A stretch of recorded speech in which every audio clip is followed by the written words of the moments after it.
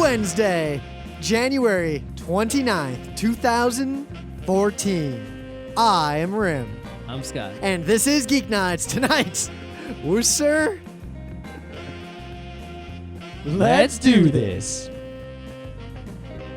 So we were going to do this show about, I guess, cartoons. Well, we had this idea. Cartoons that had dogs in them? No, there were so dogs? many animated movies that are like not have dogs in them, but are about dogs. Like right? All like Dogs Go to Heaven. Or All Dogs Go to Heaven too. Oliver and Company. Yeah. Or Lady and the Tramp. Yeah. Or 101 Dalmatians. But, we could do the same thing with cats. I mean, the Aristocats. There aren't as many cat ones. All-purpose cultural cat girl Nuku Nuku. Okay, if you go Dominion Tank Police. If you go that far. What about the Jungle Book?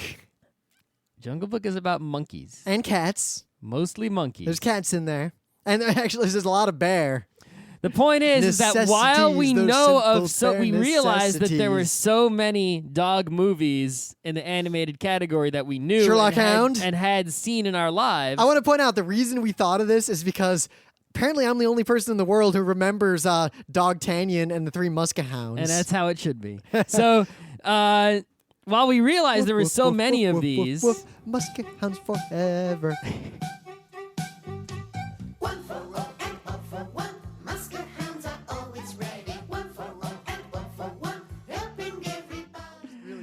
It's been so long since we've seen any of them. Like, I only remember the vaguest, one-sentence description of each one. Like, Lady and the Tramp, yeah, there's a really nice dog who's a lady who lives in a nice house. Well, I remember you found a quiz that was they eat spaghetti behind the diner, the Italian restaurant. Then they finally get together at the end. We should watch those individual movies. Know. Let's watch one of those movies, like Lady and the Tramp. I've seen it. I just haven't seen it in 20 plus years. I remember when I was a super little kid, Lady and the Tramp was one of my favorite movies ever. It was not one of my favorite movies. I don't know why, I just really liked it a lot. It reminded me of the sort of screwball comedy, black and white romance movies that I was used to watching. But anyway, as a kid. We had to abandon that episode and do some other shit because we could barely remember any of these things. Well, Scott found this quiz that was like, name this dog from an animated movie. And I'm looking at one of them and I'm like, all right, so the options are Oliver or Company, correct? Emily knew more than both of us combined. That's obvious. Like, I knew Todd and Copper from The Fox and the Hound. But you didn't know which one was which. The Hound. Yep. Yeah, I thought Todd was the fox, but then maybe Copper was the fox. Pretty sure Todd is the fox. Send your comments to. Yeah. Show off how that you know this trivial piece of information. If you are a dog-headed girl, tell us all about your OC. Create a set of questions for Atomic Trivia War 9000 about dog-related movies. Oh my God! Actually, you know what we should bring back? What? We're smart enough to do it better now. Challenger on Fire. I still have the whole game show ready to run. It's all you. Okay, so anyway.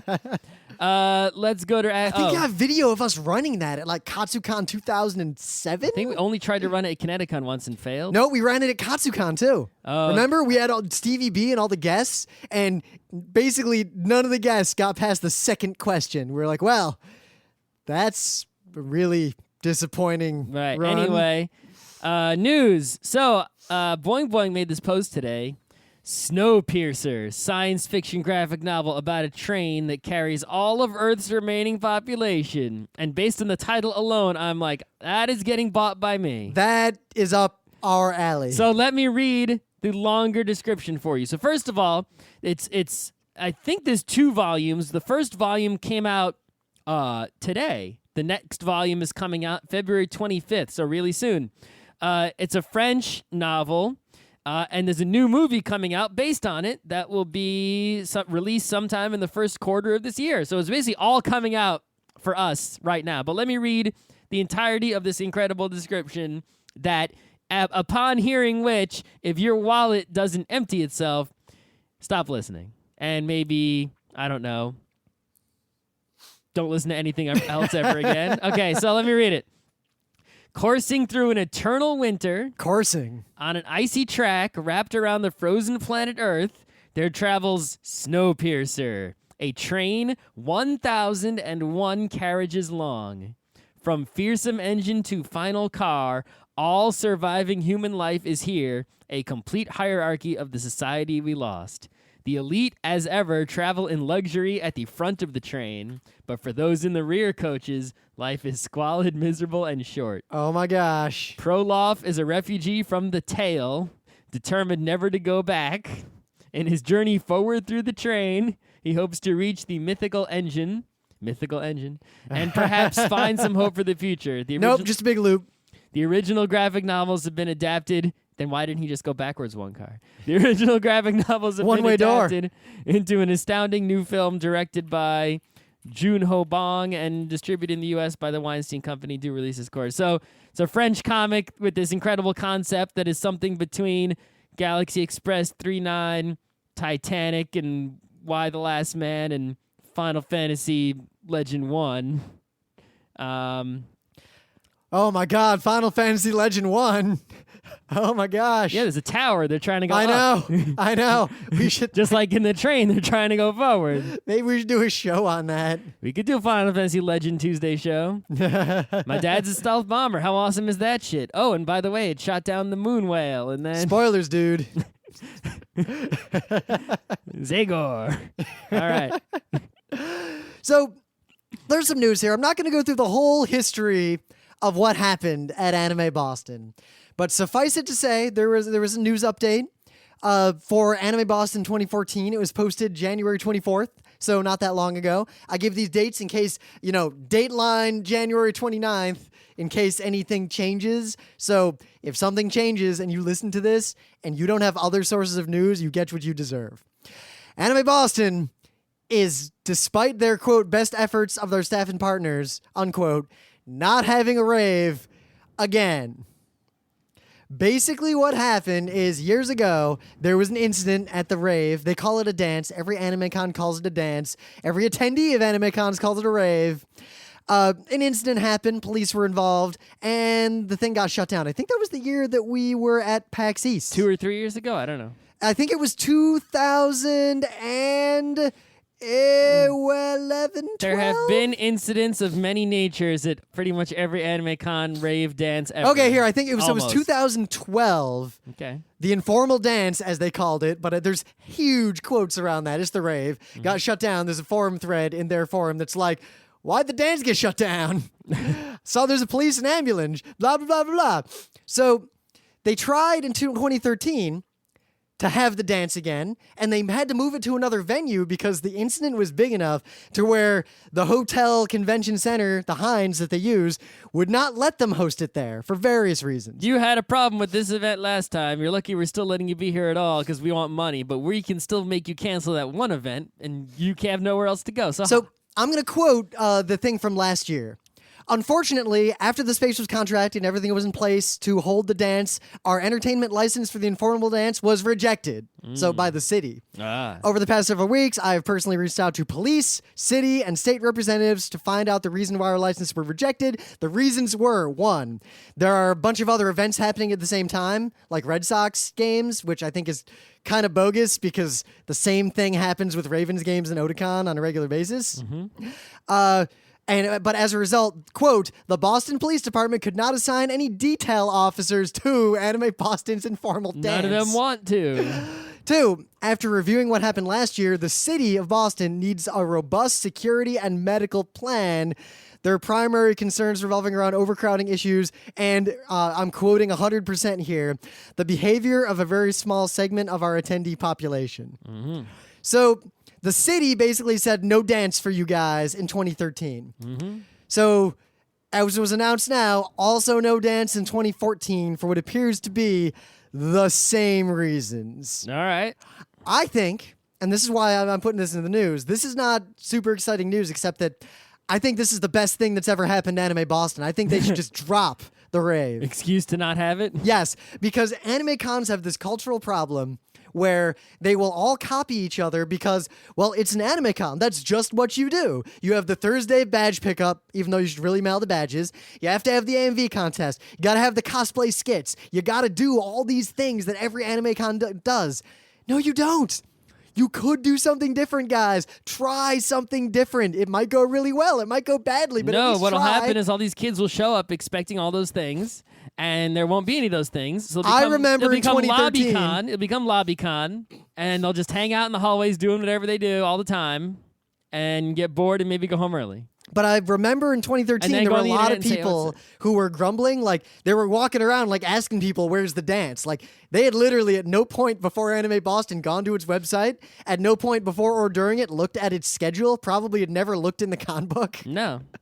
They just assume that it has all the things that every Anime Con has. Well, I mean, how many times did we go to anime conventions or any kind of convention, and people would basically see there was some kind of dance party going on and come in off the street or come just for the dance, as you know, because it's like, oh, this is, you know, I mean, there are like clubs and bars that will have dances, and people go to those specifically. So if a convention, they don't care about the convention surrounding that dance. They're just like, oh, there's a dance there. I'll go to that.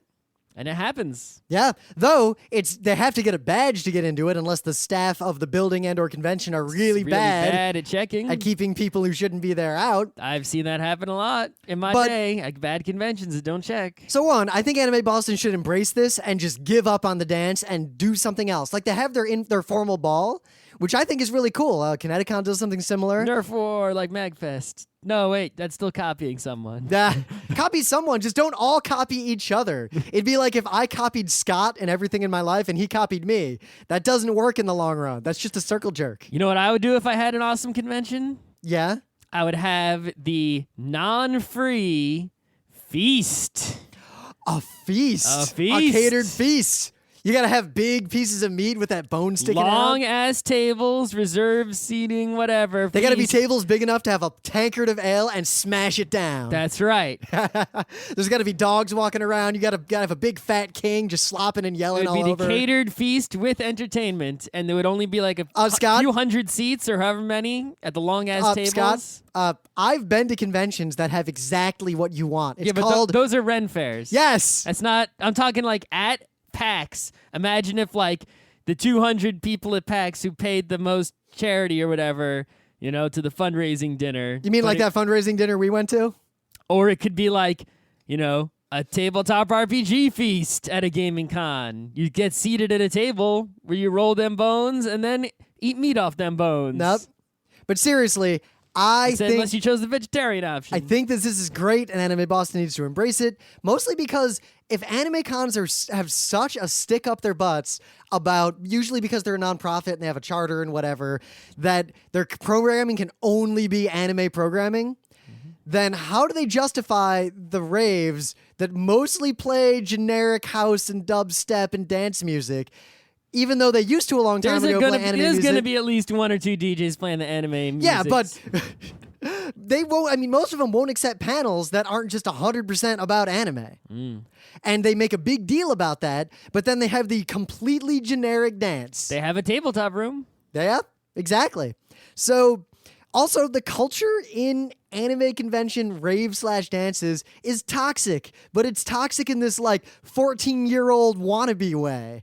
I'm amazed at the behavior I see in these things at every con I go to, especially because back in, like, I don't know, 2006, 2007, I'd go to, like, Katsucon, and Friday night of the con, it was 80s music, and it was all people, like, my age dancing, and the anime kids would come in and be like, what is this? And then walk out.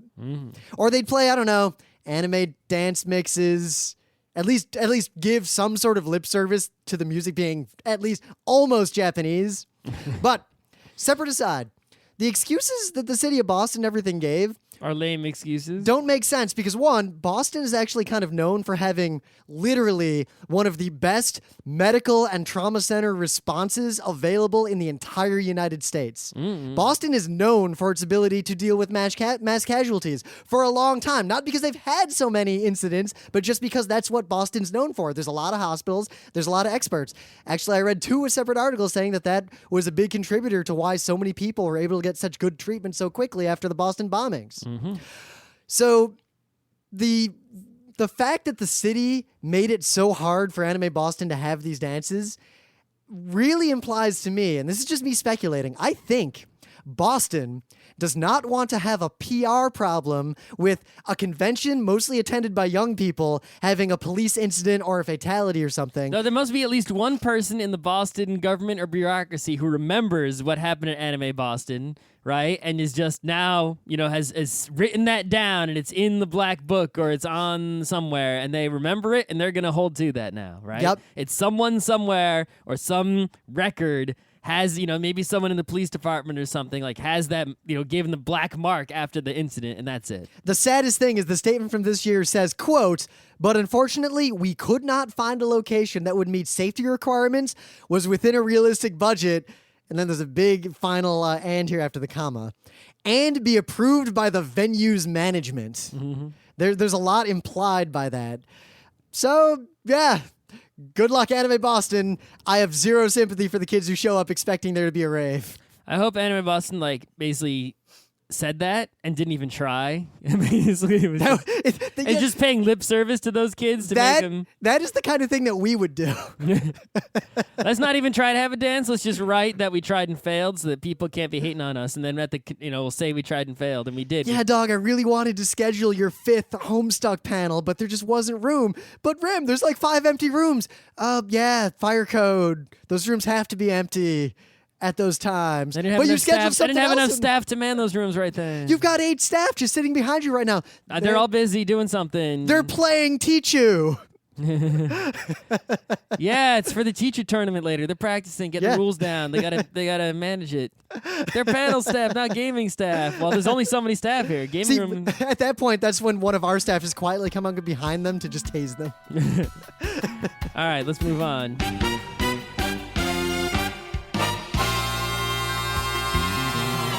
Two things of the day.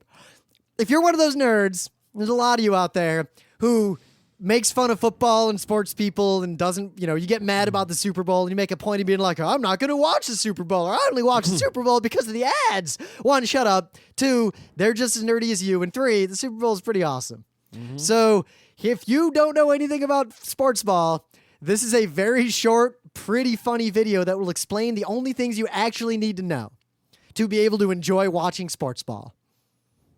That's all. That's it? That's it. It's a thing. No. It's the best thing I saw today that I can share. So, there's a lot of animes lately that are these short animes just for YouTube. The most recent good ones of which are Turning Girls and Inferno Cup. Inferno Cup. Have you watched Inferno Cup? I've watched some Inferno Cup. Okay. So there's a new one that is not bad. It's definitely the best one since those. It remains yet to be seen the overall quality, but it's good enough that I want to watch more of it based on the first episode. It's called Senpai Club. The first episode is pretty much the most stereotypical anime you've ever seen, right? And it knows it. It's doing all the cliches 100% on purpose, to the point is which the girl is like, oh no, I am late for school. Oh no, I can't hold this toast in my mouth. Oh, it literally. It's anime the anime. Yes, it is anime the anime, which has been done before. But the something about the way this is doing it is even more literal. I think what really does it is the opening theme. Yeah.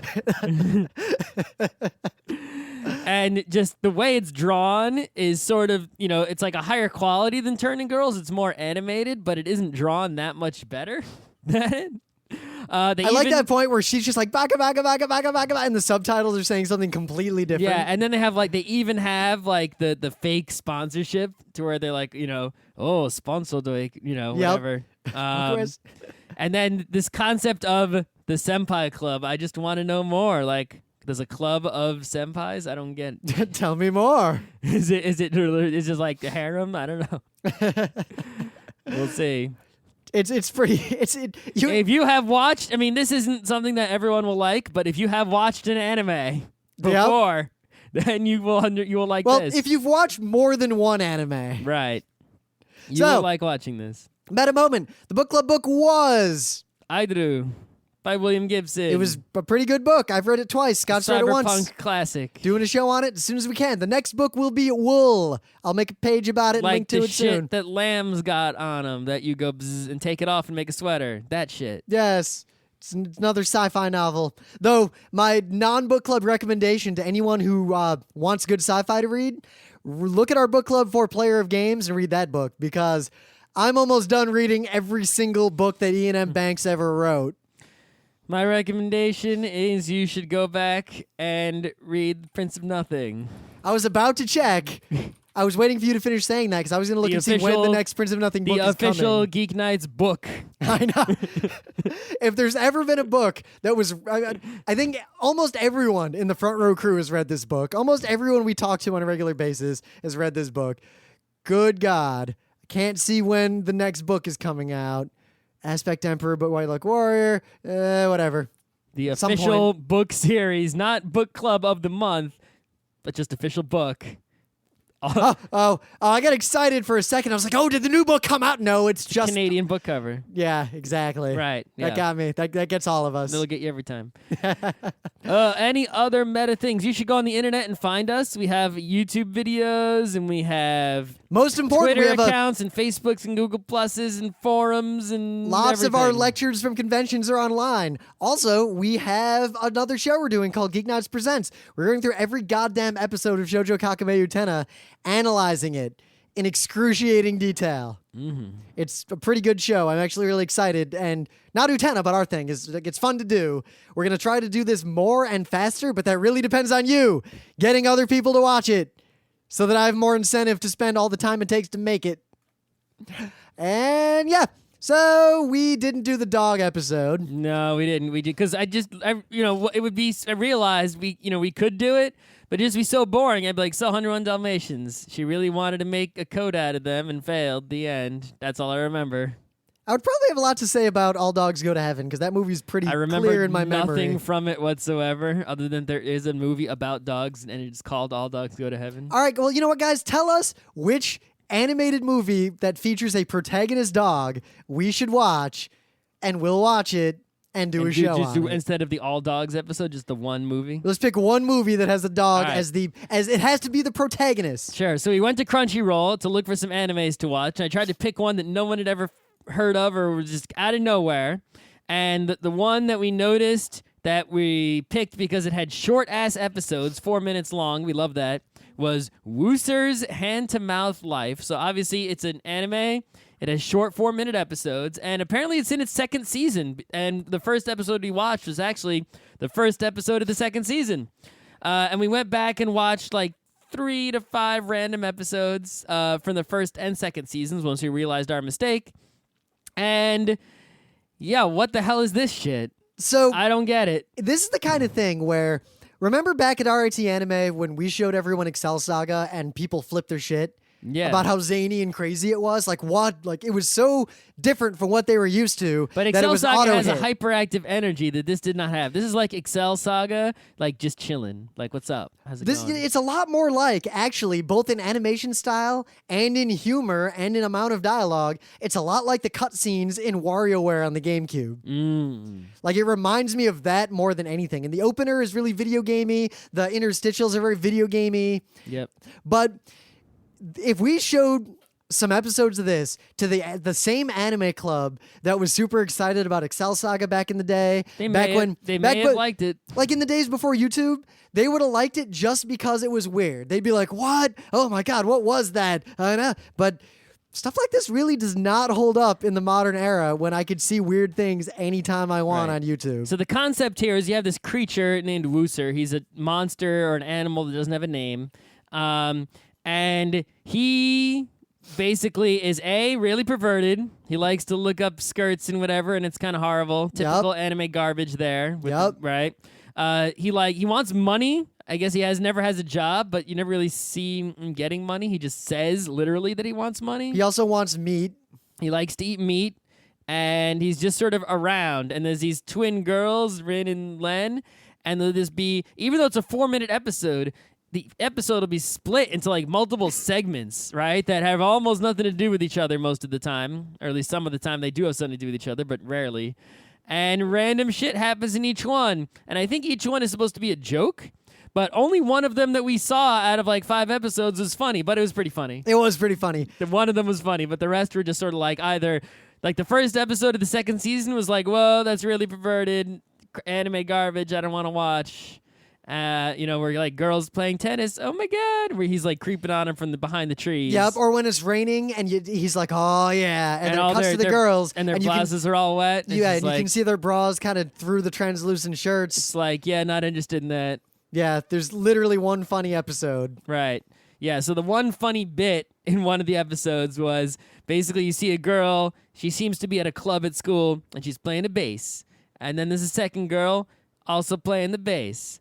And there's a third girl playing a stand-up bass. And then the fourth girl is playing air bass, but she's making the noises with her mouth. Right, and then you see Wooser like looking through the. That was the only funny bit we've seen. The jokes are basically Jack Handy. That he'll make observations and that's it. He'll be like, if an adult says that they're not going to do anything, they're probably about to do something. Like. I will, these girls will walk up the stairs not saying anything or just chatting away. And on the wall, you see posters that are like, don't pull down skirts, with a picture of Wooser pulling down skirts. And then after they walk up the stairs, you'll see him on the stairs that he got trampled. He was all happy. He looked up the skirts and he's like, I can die now. And then he dies. So this thing is based on a journal column by a member of Supercell, which is actually a band. Okay. Which would explain why it was even made in the first place and why people know what it is. I don't understand what can that journal column be like? I imagine, based on no research and just this show, that it's a Japanese Jack Handy. I don't know. It's just really weird. Also, kids, do any of you know what Jack Handy is without looking it up?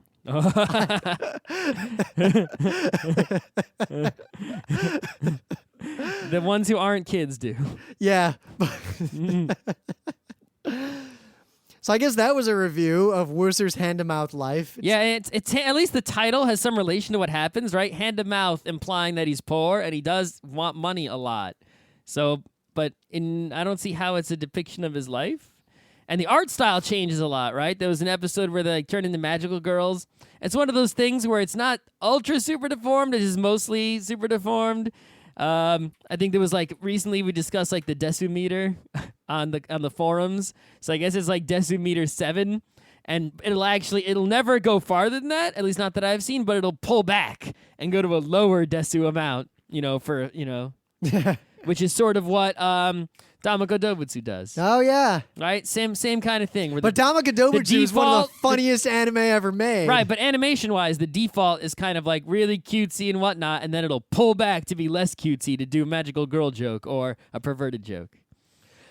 But yeah, honestly, it's really not worth watching. Even though the episodes are only 4 minutes, and the opener and closer take up half. Kind of reviewed it only because I can't find anyone else who's reviewed it. Other than we tried to find something that we on Crunchyroll, just looking through the list that we had never heard of and don't think anyone else had heard of or cared about at all. Wow, so the only reviews I found are people posting reviews in forums. And what are they saying? First, let's discuss these reviews for hilarity. All right. So here's a Crunchyroll review. This guy gave it 5 stars. Whoa, maybe he's perverted. I thought this was a mediocre kids show with nothing special, cutesy little girls anime. Boy, was I wrong. This is a cock tease to anime with simple design. The humor is great. The animation is surprisingly amazing for something so simple. And Wooser, I love him. This guy. He is such a sweetheart, I can't take it. He makes this show work with how naughty he actually is. Do check it out. It's just amazing. This guy. So, whoever wrote that review, you are the fucking problem. I don't want to know what the problem is. Do not be that guy. Okay, I found every review he needs this guy's... his ass replaced. All right, let's see. I'm looking at what other things this guy's reviewed. He reviewed Miss Monochrome the animation, only gave it 2 stars. He bolds a lot of random words. Spoiler, okay. He keeps posting on Wooser. I guess he really likes Wooser. He's into Wooser. Yeah. He's the Wooser #1 fan. It's hard to tell what he's done. This forum's actually not that good. All right, wow, there's a bunch of people who really like Wooser. In a short amount of time, they pack a punch with this anime. Hilarious to the core. Fun to the point, and the fan images at the end means it has a big following. Also, go to the website. It must have a following. I don't deny that. It has a 2nd season. Wait a minute. Also, go to the website and see some of the stuff you can buy. I laughed at most of it. I wonder if some of these are AstroTurf. Yeah, the guy, that review, that's the only thing that guy's ever reviewed. And he doesn't have any other posts. Oh, you think he's trying to sell Wooser merchandise? I think that might be some AstroTurfing. All right. These reviews are surprisingly... Try to find a review with a low number of stars. All right, here's the lowest review. 2 stars. Wooser's Hand-to-Mouth Life. Basically, another show focused more on the design and cuteness of the characters than on the content itself, with a childish humor, which isn't bad. This is all spelled wrong, by the way. Then sometimes makes you turn your head in embarrassment, which is... All right, he keeps spelling which wrong. This guy's got the right idea. He just can't write. Might be enjoyable by some, but if you expect something deep and memorable, you better jump to the bottom of a well for that. That is... You know what? That's funny, because the well is deep. I'm using that. Thanks, guy who can't spell. You're a guy with good ideas who should... take some English classes. All right, Frog Socks. What else have you I like reviewed? the way you think. You just got to work on your spelling. Oh, no, it's not Frog Socks. It's Dariankin. Huh. Or maybe it's a smart person who just doesn't have English as a first language. And that's, True. That's, you know. It's also the only review he's ever written. But I like his style regardless. I do like his style. Yeah. I want to know more about it. He's got 3 Crunchyroll points. And next time someone says, yeah, that shit is shallow, I'm going to say, if you want something deep, go to the bottom of a well. Or watch Cowboy Bebop. And if someone says, you know, if something is deep, I'll be like, man, that shit's deep like a well. So, yeah, Wooser. I think the reviews were more entertaining than the show. Characters are cute, though. Except for the clip with the bass playing. Yeah, that was funny. Try to find that on YouTube. I will. I'll try to link to it if I can find it on YouTube. Or we can remember which of the episodes in Crunchyroll it is, that we can watch just that one episode, and once you get past the part with the bass playing, you can end. I'll poke around. I'll link to something. Maybe someone else will watch all the episodes and tell us if there's any other jokes of that caliber. I'm waiting for someone to come out of the woodwork and be like, Best you of guys Wooser." are the worst people. Your review was a ridiculous joke, like the stuff that Mike always gets when he writes articles. Listen, if you have a show and the first episode of the second season is upskirt tennis playing and wet blouse in the rain because girls forgot their umbrella, You're the problem. Why would I like your show?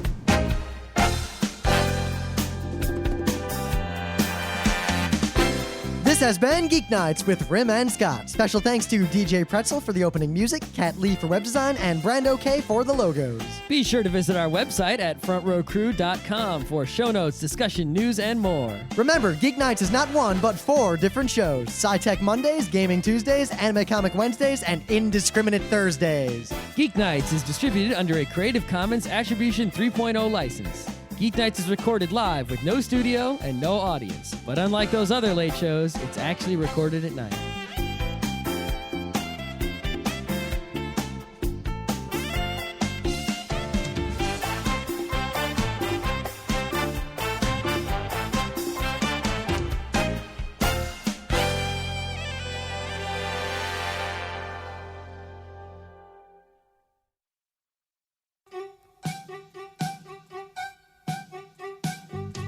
One for all and all for one. Muscle hounds are always ready. One for